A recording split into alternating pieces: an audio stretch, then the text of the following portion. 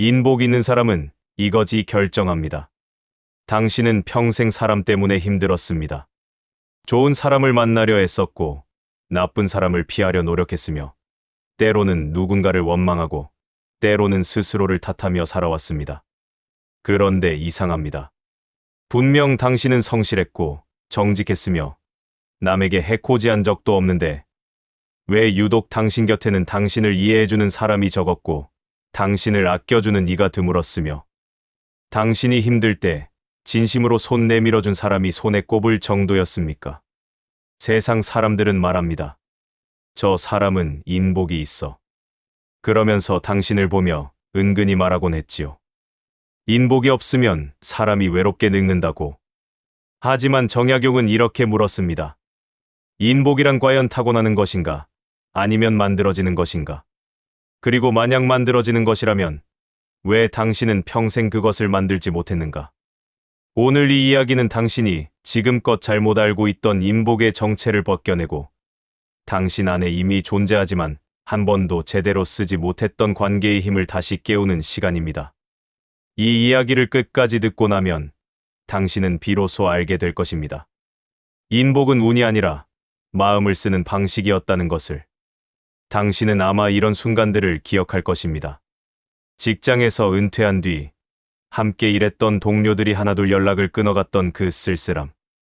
명절에 친척들이 모였을 때 당신의 말은 늘 공기 중에 흩어지고 다른 사람의 이야기만 주목받던 그 소외감. 혹은 평생 정성껏 키운 자식이 이제는 당신의 전화를 번거로워하며 나중에 통화해요 라고 끊어버리던 그 순간의 서늘함. 이런 일들이 쌓이면서 당신은 스스로에게 물었을 겁니다. 나는 왜 사람들에게 소중한 사람이 되지 못했을까? 나는 왜 누군가의 곁에 꼭 필요한 존재가 아니었을까? 그리고 마침내 이런 결론에 도달했을지도 모릅니다. 아, 나는 인복이 없는 사람이구나. 하지만 그 결론은 틀렸습니다. 인복이 없었던 게 아닙니다. 당신은 단지 인복을 만드는 방법을 배운 적이 없었을 뿐입니다. 어린 시절부터 당신은 열심히 살면 사람들이 알아줄 거라고 배웠고 착하게 살면 좋은 사람들이 모일 거라고 믿었으며 성실하게 살면 언젠가 누군가 당신을 알아봐 줄 거라고 기대했습니다. 그래서 당신은 묵묵히 일했고 조용히 베풀었으며 참고 견뎠습니다. 그런데 이상하게도 세월이 흐를수록 당신 곁에는 사람이 줄어들었습니다. 당신이 베푼 만큼 돌아오지 않았고 당신이 참은 만큼 인정받지 못했으며 당신이 애쓴 만큼 기억되지 않았습니다. 그래서 당신은 생각했습니다. 세상이 불공평하다고. 사람들이 몰라준다고. 하지만 정약용은 이렇게 말했습니다. 사람은 당신의 노고를 보는 것이 아니라 당신의 마음이 어디로 향하는지를 본다고. 그리고 당신이 평생 잘못 이해했던 것이 바로 그것입니다. 인복은 당신이 얼마나 많이 주었는가가 아니라 당신이 어떻게 주었는가에서 시작된다는 사실을 말입니다. 당신이 평생 겪어온 관계의 고통은 사실 하나의 오해에서 비롯되었습니다. 당신은 사람을 얻으려면 무언가를 주어야 한다고 믿었습니다. 그래서 시간을 주었고, 돈을 주었고, 정성을 주었고, 희생을 주었습니다.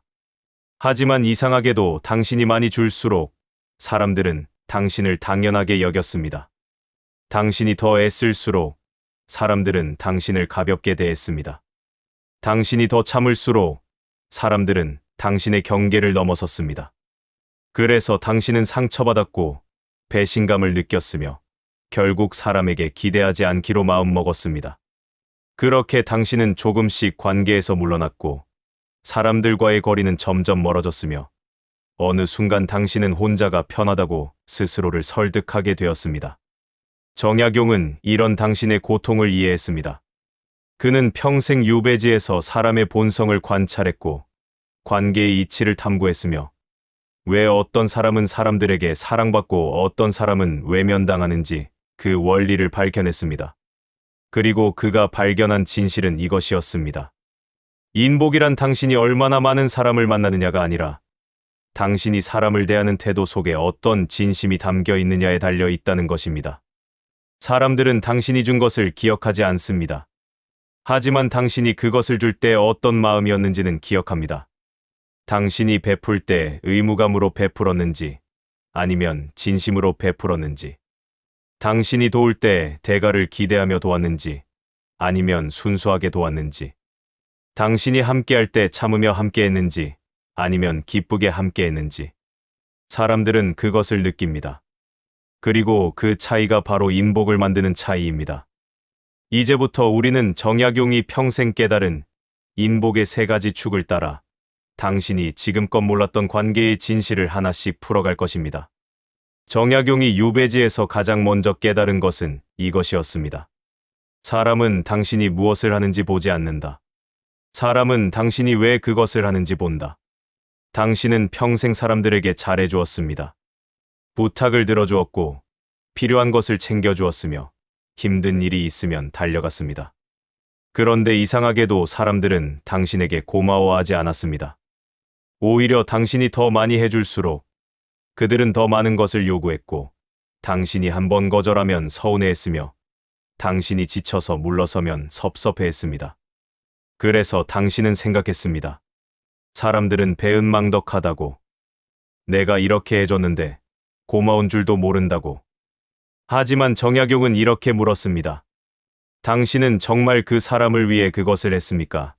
아니면 당신이 좋은 사람이라고 인정받기 위해 그것을 했습니까? 이 질문은 날카롭습니다. 당신은 아마 처음에는 부정할 것입니다. 나는 진심으로 도왔다고. 나는 순수하게 베풀었다고. 하지만 조용히 당신의 마음속을 들여다보십시오. 당신이 누군가를 도울 때 당신의 마음 한구석에는 이런 기대가 있지 않았습니까? 이 사람이 나를 고마워해 주겠지. 이 사람이 나를 좋은 사람이라고 생각해 주겠지. 나중에 내가 힘들 때 이 사람이 나를 도와주겠지. 그 기대는 너무나 자연스러워서 당신은 그것이 기대인 줄도 몰랐습니다. 당신은 그저 베푸는 것이라고 생각했습니다. 하지만 그것은 베품이 아니었습니다. 그것은 거래였습니다.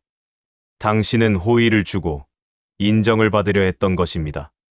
그리고 사람들은 그것을 느꼈습니다. 당신의 친절 속에 숨어 있는 기대를, 당신의 배려 속에 담긴 계산을. 그래서 사람들은 당신에게서 멀어졌습니다. 거래는 관계를 만들지 못합니다. 거래는 단지 빚을 만들 뿐입니다. 그리고 사람들은 빚진 사람 곁에 머물지 않습니다. 정약용은 말했습니다. 진정한 호의는 아무것도 기대하지 않는 마음에서 나온다고. 하지만 이 말을 들으면 당신은 아마 이렇게 반문할 것입니다. 그럼 나는 평생 아무 대가 없이 베풀기만 하란 말입니까? 그럼 나는 언제 보상받습니까?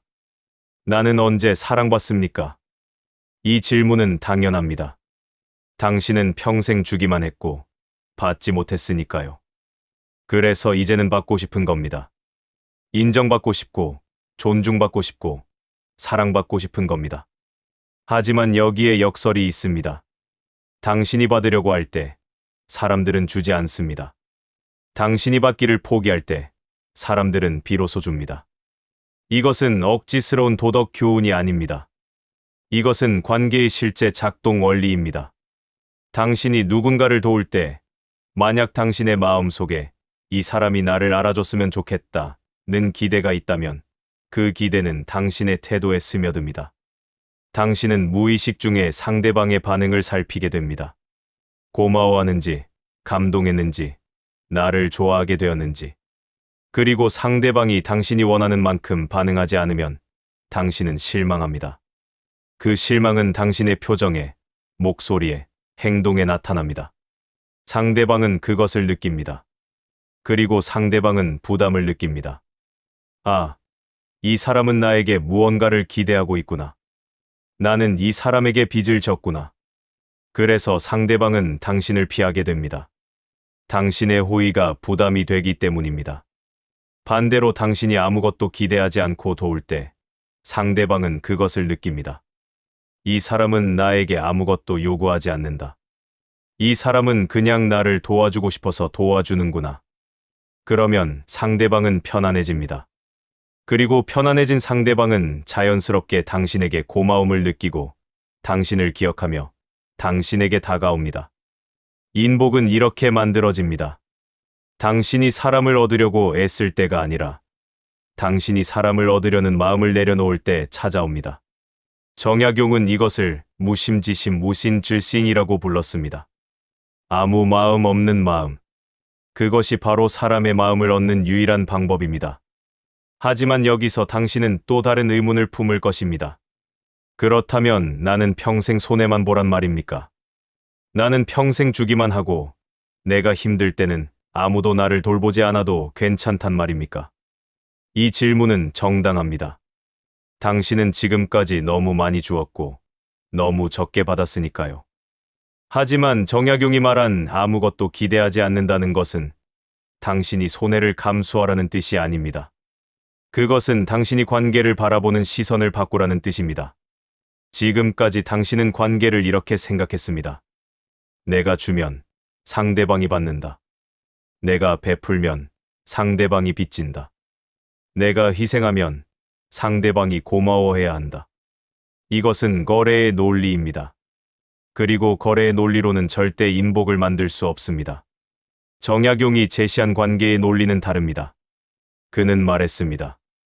당신이 누군가에게 베풀 때 그것은 상대방을 위한 것이 아니라 당신 자신을 위한 것이라고.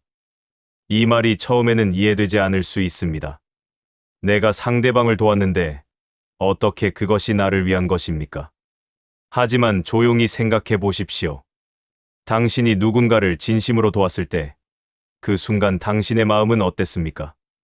당신은 뿌듯했고 따뜻했으며 살아있음을 느꼈을 것입니다. 그것이 바로 베풀매의 본질입니다. 당신이 베푸는 순간 당신은 이미 받은 것입니다. 당신은 당신 자신이 선한 사람이라는 것을 확인했고 당신이 누군가에게 도움이 될 수 있다는 것을 경험했으며 당신의 존재가 의미 있다는 것을 느꼈습니다. 이것이 베풀매의 대가입니다. 하지만 당신은 그 대가를 받고도 만족하지 못했습니다. 왜냐하면 당신은 다른 것을 원했기 때문입니다. 당신은 상대방의 고마움을 원했고 상대방의 인정을 원했으며 상대방이 당신에게 빚진 사람이 되기를 원했습니다. 그래서 당신은 베풀고도 불행했습니다. 당신이 원하는 것을 얻지 못했으니까요. 정약용은 이렇게 말했습니다. 만약 당신이 베풀면서 상대방의 반응을 기대한다면 당신은 평생 실망할 것이라고. 왜냐하면 사람은 당신이 원하는 방식으로 반응하지 않기 때문입니다. 하지만 만약 당신이 베푸는 그 자체에서 기쁨을 찾는다면 당신은 이미 충분히 받은 것이라고. 그리고 그렇게 베푸는 사람 곁에 사람들은 자연스럽게 모여든다고. 인복은 그렇게 시작됩니다. 당신이 받으려는 마음을 내려놓는 순간 당신은 비로소 받을 준비가 된 것입니다. 당신이 마음의 방향을 바꾸고 기대 없이 베푸는 법을 배웠다 해도 그것만으로는 충분하지 않습니다. 당신은 지금까지 이렇게 생각했을 것입니다. 인복이 있으려면 사람들과 가까워져야 한다고. 사람들에게 다가가야 하고 사람들과 자주 만나야 하며 사람들의 일에 관심을 가져야 한다고. 그래서 당신은 평생 그렇게 살았습니다. 사람들의 경조사에 빠짐없이 참석했고 사람들의 부탁을 거절하지 못했으며 사람들이 부를 때마다 달려갔습니다. 하지만 이상하게도 당신이 더 가까이 다가갈수록 사람들은 당신을 가볍게 대했습니다. 당신이 더 많이 신경 쓸수록 사람들은 당신의 경계를 넘어섰습니다. 그래서 당신은 상처받았고 지쳤으며 결국 사람들에게서 멀어졌습니다. 정약용은 이런 당신의 고통을 이해했습니다. 그리고 그는 놀라운 진실을 발견했습니다. 인복이란 사람과 가까워지는 능력이 아니라 사람과 적절한 거리를 유지하는 능력이라는 것입니다. 이 말을 들으면 당신은 혼란스러울 것입니다. 사람과 거리를 두면 외로워지는 것 아닙니까? 사람과 멀어지면 인복이 없어지는 것 아닙니까? 하지만 정약용이 말한 거리는 냉정함이 아닙니다. 그것은 지혜입니다. 그는 말했습니다. 너무 가까운 관계는 오래가지 못한다고. 왜냐하면 너무 가까우면 서로의 약점이 보이고 서로의 불완전함이 드러나며 서로에게 상처를 주기 쉽기 때문입니다. 당신은 아마 이런 경험이 있을 것입니다. 처음 만났을 때는 좋았던 사람이 자주 만나면서 점점 불편해졌던 경험. 가까워질수록 서로 부담스러워졌고 편하다고 생각했던 사이가 어느 순간 힘들어졌으며 결국 서먹해지거나 멀어졌던 경험. 그것은 당신이 잘못해서가 아닙니다. 그것은 너무 가까워졌기 때문입니다. 사람과 사람 사이에는 적절한 거리가 필요합니다. 그 거리는 서로를 존중하는 공간이며 서로의 독립성을 지키는 경계이고 서로에게 부담을 주지 않는 여유입니다. 인복 있는 사람은 이 거리를 압니다. 그들은 가까이 다가가되 넘지 않고 친밀하되 침범하지 않으며 관심을 가지되 간섭하지 않습니다. 그래서 사람들은 그들 곁에 있을 때 편안함을 느낍니다. 부담 없이 함께 있을 수 있고 억지로 맞출 필요가 없으며 자기 자신으로 있어도 괜찮다고 느낍니다. 인복은 그렇게 만들어집니다. 그렇다면 적절한 거리란 구체적으로 무엇입니까? 정약용은 이것을 절도지혜도라고 불렀습니다. 절도란 지나치지 않는 것입니다. 당신은 평생 지나쳤습니다.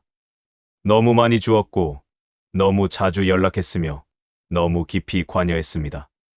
당신은 그것이 성이라고 생각했습니다. 정성이라고 믿었습니다. 하지만 상대방에게 그것은 부담이었습니다. 당신이 너무 많이 주면 상대방은 갚아야 한다는 압박을 느낍니다. 당신이 너무 자주 연락하면 상대방은 자기만의 시간을 잃었다고 느낍니다. 당신이 너무 깊이 관여하면 상대방은 간섭받는다고 느낍니다. 그래서 상대방은 당신을 피하게 됩니다. 당신의 호의가 무겁기 때문입니다. 정약용은 관계에서 가장 중요한 것은 상대방이 숨 쉴 공간을 주는 것이라고 했습니다.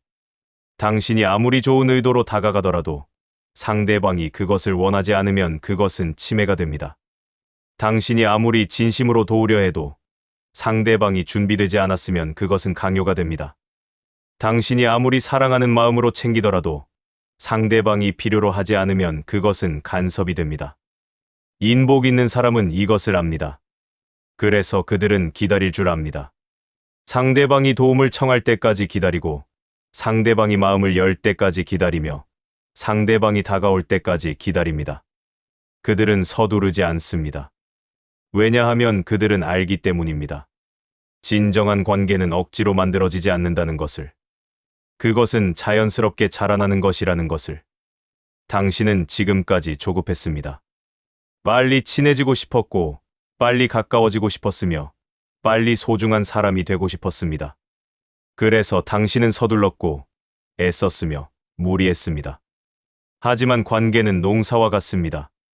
씨앗을 뿌렸다고 해서 내일 당장 열매가 열리지 않습니다. 물을 주고 햇빛을 쬐고 시간을 기다려야 비로소 싹이 납니다. 그리고 그 싹이 자라 꽃이 피고 열매를 맺기까지는 더 많은 시간이 필요합니다. 당신이 조급하게 씨앗을 파헤쳐보면 씨앗은 죽습니다. 당신이 조급하게 물을 너무 많이 주면 뿌리가 썩습니다. 관계도 마찬가지입니다. 당신이 조급하게 다가가면 관계는 무너집니다. 당신이 지나치게 애쓰면 관계는 부담이 됩니다. 인복은 조급함을 버릴 때 찾아옵니다. 당신이 천천히 가고 적당히 주며 기꺼이 기다릴 때 사람들은 비로소 당신 곁에 머뭅니다. 하지만 거리를 두는 것에도 기술이 필요합니다. 어떤 사람들은 거리를 둔다는 것을 냉담함으로 오해합니다. 그래서 그들은 사람들에게 무관심해지고 연락을 끊으며 스스로를 고립시킵니다. 그것은 거리가 아니라 단절입니다. 정약용이 말한 거리는 차가움이 아니라 따뜻함 속의 여유입니다. 당신은 여전히 상대방을 아끼지만 상대방의 삶을 존중합니다. 당신은 여전히 상대방을 걱정하지만 상대방의 선택을 인정합니다. 당신은 여전히 상대방과 함께하고 싶지만 상대방의 시간을 침범하지 않습니다. 이것이 진정한 거리입니다. 당신은 평생 이런 거리를 모르고 살았습니다. 당신은 사랑하면 모든 것을 함께해야 한다고 믿었고 친하면 모든 것을 알아야 한다고 생각했으며 가까우면 항상 연락해야 한다고 여겼습니다. 그래서 당신은 자식에게 매일 전화했고 친구에게 자주 안부를 물었으며 배우자의 일정을 빠짐없이 확인했습니다. 당신은 그것이 관심이라고 생각했습니다. 사랑이라고 믿었습니다. 하지만 상대방에게 그것은 감시처럼 느껴졌습니다. 당신이 매일 전화하면 자식은 당신을 부담스러워했습니다. 당신이 자주 안부를 물으면 친구는 답해야 한다는 의무감을 느꼈습니다. 당신이 일정을 확인하면 배우자는 간섭받는다고 생각했습니다. 그래서 그들은 점점 당신에게서 멀어졌습니다. 정약용은 말했습니다. 진정으로 사랑한다면 상대방을 놓아줄 줄 알아야 한다고. 이 말이 처음에는 모순처럼 들립니다. 사랑하는데 어떻게 놓아줍니까? 하지만 놓아준다는 것은 포기하는 것이 아닙니다. 그것은 상대방이 자기 삶을 살도록 허락하는 것입니다. 당신은 자식이 당신 없이도 잘 살 수 있다고 믿어야 합니다. 당신은 친구가 당신과 연락하지 않아도 당신을 잊지 않는다고 믿어야 합니다. 당신은 배우자가 혼자만의 시간을 가져도 당신을 떠나지 않는다고 믿어야 합니다. 이런 믿음이 있을 때 당신은 비로소 적절한 거리를 유지할 수 있습니다. 그리고 이런 거리가 있을 때 관계는 오래 갑니다. 사람들은 당신을 부담스러워하지 않게 되고 당신과 함께 있는 것이 편안해지며 당신을 자연스럽게 그리워하게 됩니다. 인복은 이렇게 만들어집니다. 당신이 붙잡으려 할 때가 아니라 당신이 놓아줄 때 찾아옵니다. 하지만 당신이 순수하게 베풀고 적절한 거리를 유지한다 해도 여전히 남는 것이 있습니다. 당신은 평생 많은 상처를 받았습니다. 믿었던 사람에게 배신당했고 의지했던 사람에게 외면당했으며 아꼈던 사람에게 실망했습니다. 그 상처들은 당신 마음속에 깊이 새겨졌고 세월이 흘러도 지워지지 않았으며 어느 순간 당신은 그 상처들을 끌어안고 살게 되었습니다. 당신은 상처받은 기억을 자주 떠올렸고 배신한 사람을 원망했으며 그때의 아픔을 되새기며 스스로에게 다짐했습니다. 다시는 그런 사람을 믿지 말아야겠다고. 다시는 그렇게 상처받지 말아야겠다고. 그렇게 당신은 마음의 문을 닫았고 사람들에게 경계심을 품었으며 새로운 관계를 두려워하게 되었습니다. 정약용은 이런 당신의 고통을 보았습니다. 그리고 그는 알았습니다. 당신이 인복을 잃은 가장 큰 이유는 당신이 상처를 너무 오래 끌고 갔기 때문이라는 것을. 상처는 누구에게나 있습니다. 살면서 상처받지 않는 사람은 없습니다. 하지만 어떤 사람은 상처를 받아도 다시 일어서고 어떤 사람은 상처에 무너져 다시는 일어서지 못합니다. 그 차이는 무엇입니까? 정약용은 말했습니다. 차이는 상처를 대하는 태도에 있다고. 상처를 붙잡고 사는 사람은 평생 상처 속에 갇혀 살지만 상처를 내려놓을 줄 아는 사람은 상처를 딛고 앞으로 나아간다고. 당신은 지금까지 상처를 붙잡고 살았습니다. 당신은 그 상처를 증거로 삼았습니다.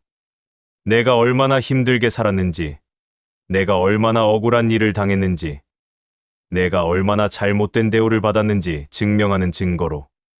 당신은 그 상처를 무기로 삼았습니다. 나를 상처 입힌 사람들을 비난하고 나를 외면한 세상을 원망하며 나를 이해하지 못하는 사람들을 공격하는 무기로. 당신은 그 상처를 정체성으로 삼았습니다. 나는 상처받은 사람이고 나는 불행한 사람이며 나는 인복 없는 사람이라는 정체성으로. 하지만 정약용은 물었습니다. 그 상처를 붙잡고 있는 것이 당신에게 무엇을 주었습니까? 당신은 그 상처 덕분에 행복해졌습니까? 당신은 그 상처 덕분에 사람들과 가까워졌습니까? 아니면 당신은 그 상처 때문에 더 외로워졌고 더 불행해졌으며 더 고립되었습니까? 당신이 상처를 붙잡고 있는 동안 당신은 새로운 관계를 만들 수 없었습니다. 왜냐하면 당신은 모든 사람을 의심의 눈으로 보았기 때문입니다. 누군가 당신에게 친절하면 당신은 생각했습니다. 이 사람도 나중에 나를 배신하겠지. 누군가 당신에게 다가오면 당신은 의심했습니다. 이 사람은 나에게 뭔가 바라는 게 있을 거야. 누군가 당신을 도우려 하면 당신은 경계했습니다. 이 사람도 결국에는 나를 실망시킬 거야. 그래서 당신은 사람들을 밀어냈고 호의를 거부했으며 관계를 차단했습니다. 당신은 그것이 자기 보호라고 생각했습니다. 더 이상 상처받지 않기 위한 현명한 선택이라고 믿었습니다. 하지만 정약용은 말했습니다. 그것은 자기 보호가 아니라 자기 감옥이라고. 당신이 과거의 상처 때문에 현재의 사람들을 의심할 때 당신은 불공평한 일을 하고 있는 것입니다. 당신을 배신한 사람은 과거의 그 사람인데 왜 지금 당신 앞에 있는 사람이 그 죄값을 치러야 합니까? 당신을 실망시킨 사람은 예전의 그 사람인데 왜 지금 당신에게 다가오는 사람이 그 벌을 받아야 합니까? 당신은 과거에 받은 상처를 현재의 사람들에게 투영하고 있는 것입니다. 그리고 그렇게 할 때 당신은 현재의 사람들도 상처를 주고 있는 것입니다. 당신이 그들을 믿지 않을 때 그들은 상처받습니다. 당신이 그들을 의심할 때 그들은 모욕감을 느낍니다. 당신이 그들을 경계할 때 그들은 거부당했다고 느낍니다. 그래서 그들은 당신에게서 멀어집니다. 당신이 상처 때문에 사람들을 밀어낸 것이 아닙니다. 당신이 사람들에게 상처를 주었기 때문에 사람들이 떠난 것입니다. 정약용은 이것을 전염좌량이라고 불렀습니다. 상처는 전염됩니다. 당신이 받은 상처를 치유하지 않으면 당신은 그 상처를 다른 사람들에게 옮기게 됩니다. 당신이 배신당했던 아픔을 치유하지 않으면 당신은 사람들을 불신하며 그들에게 상처를 줍니다. 당신이 외면당했던 고통을 치유하지 않으면 당신은 먼저 사람들을 외면하며 그들을 아프게 합니다. 당신이 실망했던 기억을 치유하지 않으면 당신은 사람들에게 실망을 주며 그들을 떠나게 만듭니다. 그리고 그렇게 사람들이 떠날 때 당신은 다시 확신합니다. 역시 사람은 믿을 수 없다고. 역시 나는 인복이 없다고. 하지만 그것은 진실이 아닙니다. 당신이 인복이 없는 것이 아니라 당신이 상처를 내려놓지 못했기 때문에 인복을 만들 수 없었던 것입니다. 인복은 상처를 치유할 때 비로소 찾아옵니다. 그렇다면 어떻게 상처를 내려놓을 수 있습니까? 정약용은 말했습니다. 용서하라고. 이 말을 들으면 당신은 아마 분노할 것입니다. 나를 그렇게 아프게 한 사람을 용서하라고요? 나를 배신한 사람을, 나를 외면한 사람을, 나에게 상처 준 사람을 용서하라고요? 그건 불공평합니다. 그건 억울합니다. 왜 내가 용서해야 합니까? 잘못한 사람은 저쪽인데 왜 내가 용서라는 것을 해야 합니까? 이 분노는 당연합니다. 당신은 피해자였고 당신은 억울했으며 당신은 사과받지 못했으니까요. 하지만 정약용은 조용히 말했습니다. 용서는 상대방을 위한 것이 아니라 당신을 위한 것이라고. 당신이 누군가를 용서하지 못하고 있을 때 가장 고통받는 사람은 누구입니까? 당신을 배신한 그 사람입니까? 아닙니다. 그 사람은 아마 지금 잘 살고 있을 것입니다. 당신의 원망을 모르거나 알아도 신경 쓰지 않거나 혹은 이미 잊었을 것입니다. 가장 고통받는 사람은 바로 당신입니다. 당신은 밤마다 그 사람을 떠올리며 분노하고 그 일을 되새기며 괴로워하며 그 상처를 붙잡고 살아갑니다. 당신은 그 사람에게 복수하려고 당신 자신을 벌하고 있는 것입니다. 당신은 그 사람을 용서하지 않음으로써 그 사람에게 상처를 주려 하지만 실제로는 당신 자신만 상처받고 있는 것입니다. 정약용은 말했습니다. 용서는 상대방의 잘못을 인정하는 것이 아니라고. 용서는 상대방을 풀어주는 것이 아니라 당신 자신을 풀어주는 것이라고. 당신이 누군가를 용서할 때 당신은 그 사람에게 너의 잘못이 괜찮다 하고 말하는 것이 아닙니다. 당신은 당신 자신에게 이제 그만 괴로워해도 된다 하고 말하는 것입니다. 당신이 용서할 때 당신은 그 사람을 자유롭게 하는 것이 아니라 당신 자신을 자유롭게 하는 것입니다. 당신은 더 이상 그 사람에게 묶여 있지 않게 되고 더 이상 그 상처에 갇혀 있지 않게 되며 더 이상 과거에 사로잡혀 있지 않게 됩니다. 그때 비로소 당신은 새로운 관계를 시작할 수 있습니다. 당신은 과거의 상처가 아니라 현재의 사람을 볼 수 있게 되고 의심이 아니라 신뢰로 다가갈 수 있게 되며 두려움이 아니라 열린 마음으로 받아들일 수 있게 됩니다. 인복은 그렇게 찾아옵니다. 당신이 과거를 내려놓고 상처를 치유하며 다시 사람을 믿을 준비가 되었을 때 찾아옵니다. 당신은 지금까지 세 가지 길을 보았습니다. 첫 번째는 마음의 방향을 바꾸는 것이었습니다. 당신이 사람에게 무언가를 기대하지 않고 순수하게 베푸는 마음을 가질 때 사람들은 자연스럽게 당신에게 다가온다는 것을. 두 번째는 적절한 거리를 유지하는 것이었습니다. 당신이 사람들을 지나치게 붙잡지 않고 그들에게 숨 쉴 공간을 줄 때 관계가 오래 지속된다는 것을. 세 번째는 상처를 내려놓는 것이었습니다. 당신이 과거의 아픔을 치유하고 새로운 사람들을 과거의 잣대로 판단하지 않을 때 비로소 새로운 관계가 시작된다는 것을. 이 세 가지는 각각 옳은 길입니다. 하지만 정약용은 말했습니다. 이 세 가지가 따로 있을 때는 불완전하다고. 당신이 만약 첫 번째 길만 간다면 어떻게 됩니까? 당신은 아무것도 기대하지 않고 베풀지만 여전히 사람들에게 지나치게 다가가고 과거의 상처는 치유하지 못한 채 살아갑니다. 그러면 당신은 베풀면서도 사람들을 부담스럽게 만들고 상처받았던 기억 때문에 진심으로 관계를 즐기지 못합니다. 당신이 만약 두 번째 길만 간다면 어떻게 됩니까? 당신은 적절한 거리를 유지하지만 여전히 상대방의 반응을 기대하고 과거의 상처 때문에 사람들을 의심합니다. 그러면 당신은 거리를 두면서도 외로워하고 관계를 만들면서도 불안해합니다. 당신이 만약 세 번째 길만 간다면 어떻게 됩니까? 당신은 상처를 치유하고 용서하지만 여전히 무언가를 기대하며 베풀고 여전히 사람들을 지나치게 붙잡으려 합니다. 그러면 당신은 다시 상처받고 다시 실망하며 다시 관계에서 고통받습니다. 정약용은 이것을 깨달았습니다. 인복이란 하나의 길이 아니라 세 가지 길이 만나는 곳에 있다고. 당신이 기대 없이 베풀면서도 적절한 거리를 유지하고 동시에 상처를 치유할 때 비로소 당신은 온전한 관계를 만들 수 있습니다. 당신이 순수하게 베풀기 때문에 사람들은 당신에게 부담을 느끼지 않고 당신이 적절한 거리를 유지하기 때문에 사람들은 당신과 함께 있는 것이 편안하며 당신이 상처를 치유했기 때문에 사람들을 온전히 신뢰할 수 있습니다. 이 세 가지가 하나로 만날 때 당신은 더 이상 인복을 구하지 않아도 됩니다. 인복은 자연스럽게 당신에게 찾아옵니다. 하지만 이 세 가지를 함께 실천하는 것은 쉽지 않습니다. 당신은 평생 다른 방식으로 살아왔기 때문입니다.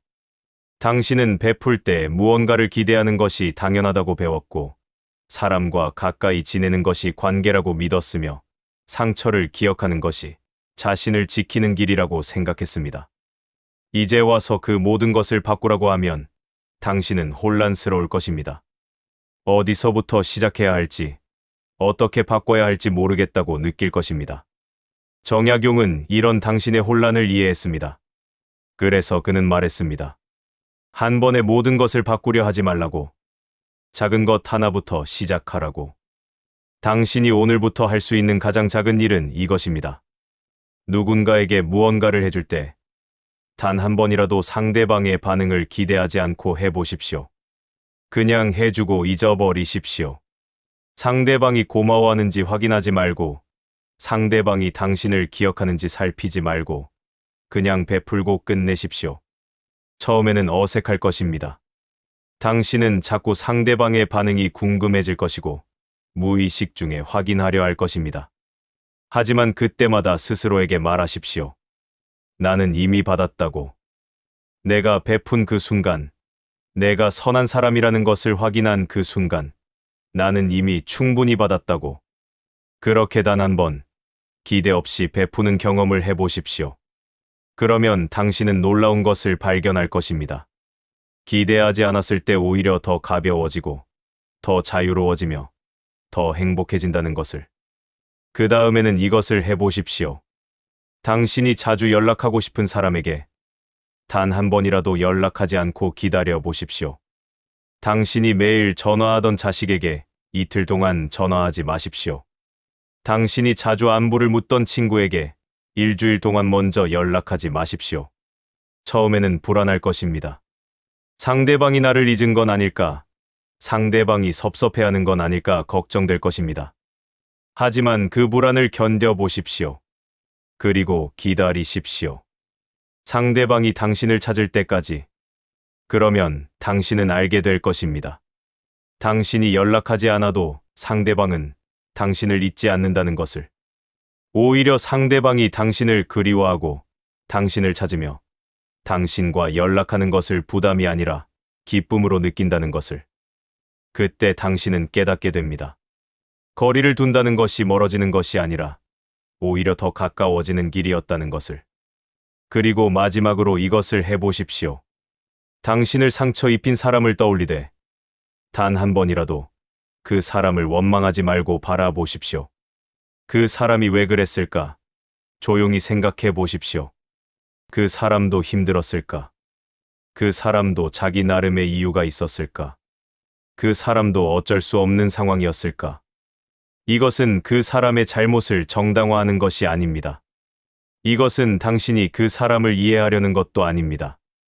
이것은 단지 당신이 그 상처를 다른 각도에서 보는 연습입니다. 처음에는 화가 날 것입니다. 왜 내가 그 사람을 이해해야 하나? 왜 내가 그 사람의 입장을 생각해야 하나? 분노가 치밀 것입니다. 하지만 그 분노 너머를 보십시오. 당신이 그 사람을 원망하는 동안 당신은 그 사람에게 묶여 있었습니다. 당신은 그 사람 때문에 불행했고 그 사람 때문에 관계를 두려워했으며 그 사람 때문에 새로운 사람들을 믿지 못했습니다. 당신은 그 사람에게 당신의 인생을 맡겨버린 것입니다. 정약용은 말했습니다. 당신이 누군가를 용서할 때 당신은 그 사람에게서 당신의 인생을 되찾는 것이라고. 당신이 더 이상 그 사람을 원망하지 않을 때 당신은 더 이상 그 사람에게 묶여 있지 않게 됩니다.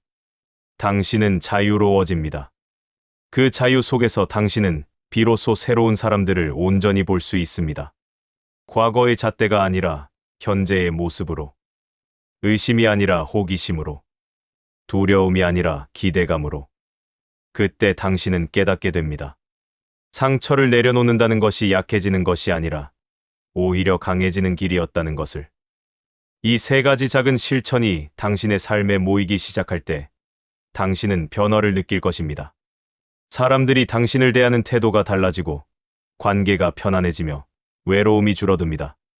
하지만 그보다 더 큰 변화는 당신 안에서 일어날 것입니다. 당신은 더 이상 인복을 구하지 않게 됩니다.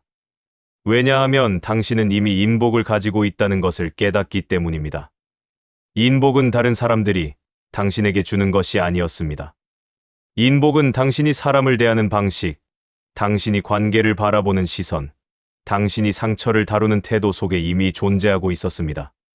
당신은 그것을 찾아낸 것입니다. 그리고 그것을 찾아낸 순간, 당신은 비로소 진정한 인복을 누리게 됩니다. 이제 우리는 이야기의 끝에 다다랐습니다. 당신은 처음 이 이야기를 시작할 때 이렇게 생각했을 것입니다. 나는 인복이 없는 사람이라고. 평생 사람 때문에 힘들었고 좋은 사람을 만나지 못했으며 외롭게 살아왔다고. 하지만 지금 당신은 알게 되었습니다. 당신에게 인복이 없었던 것이 아니라 당신이 인복을 만드는 방법을 몰랐을 뿐이라는 것을. 그리고 그 방법은 멀리 있지 않았습니다. 그것은 당신의 마음 속에, 당신의 태도 속에, 당신의 작은 선택 속에 이미 존재하고 있었습니다. 정약용은 평생 유배지에서 사람을 관찰하며 깨달았습니다. 인복이란 운명이 아니라 선택이라는 것을. 당신이 사람에게 무엇을 기대하지 않고 베푸는 것, 그것은 선택입니다. 당신이 사람과 적절한 거리를 유지하며 그들에게 자유를 주는 것, 그것도 선택입니다. 당신이 과거의 상처를 내려놓고 새로운 사람들을 신뢰하기로 결심하는 것, 그것 역시 선택입니다. 이 선택들은 거창하지 않습니다. 매일 아침 일어나 다짐하거나 큰 결심을 해야 하는 것이 아닙니다. 그것은 단지 하루 중 한 번이라도 다르게 행동해보는 것입니다. 누군가에게 친절을 베풀 때 대가를 기대하는 마음을 내려놓는 것. 누군가에게 연락하고 싶을 때 하루만 참고 기다려보는 것. 누군가를 원망하고 싶을 때 단 한 번이라도 그 사람의 입장을 생각해보는 것. 이런 작은 선택들이 쌓일 때 당신의 삶은 조용히 변화합니다. 당신은 아마 이렇게 물을 것입니다. 그렇게 해서 정말 사람들이 내 곁에 올까요? 정말 나는 외롭지 않게 될까요? 정말 나는 인복 있는 사람이 될까요? 정약용은 이렇게 대답했을 것입니다. 사람들이 당신 곁에 오느냐, 오지 않느냐는 중요하지 않다고. 중요한 것은 당신이 더 이상 사람들이 오기를 간절히 기다리지 않게 된다는 것이라고. 당신이 이 세 가지 길을 걸을 때 당신은 사람들의 인정이나 사랑에 의존하지 않게 됩니다. 당신은 당신 자신 안에서 평화를 찾고 당신 자신의 삶에서 의미를 발견하며 당신 자신과 함께 있는 것이 편안해집니다. 그리고 그렇게 당신 자신과 평화로워진 사람 곁에 사람들은 자연스럽게 모여듭니다. 왜냐하면 사람들은 간절함이 아니라 평온함에 끌리기 때문입니다. 사람들은 의존하는 사람이 아니라 독립적인 사람을 신뢰하기 때문입니다. 사람들은 채워지지 않은 사람이 아니라 이미 충만한 사람 곁에 머물고 싶어 하기 때문입니다. 당신은 이제 60대를 넘어 살아왔습니다. 긴 세월 동안 많은 사람을 만났고 많은 관계를 경험했으며 많은 상처도 받았습니다. 어쩌면 당신은 생각할지도 모릅니다. 이제 와서 바꾸기에는 너무 늦은 것 아닌가. 평생을 이렇게 살아왔는데 지금부터 다르게 산다고 해서 무엇이 달라질까? 하지만 정약용은 말했습니다. 사람은 죽는 순간까지 변할 수 있다고. 나이가 많다는 것은 변할 수 없다는 뜻이 아니라 오히려 더 지혜롭게 변할 수 있다는 뜻이라고. 당신은 지금까지 살아오며 많은 것을 배웠습니다. 사람의 본성을 보았고 관계의 어려움을 겪었으며 상처의 깊이를 알게 되었습니다. 이 모든 경험은 당신을 약하게 만든 것이 아닙니다. 그것은 당신을 준비시킨 것입니다. 이제 진정한 인복을 만들 준비가 되도록.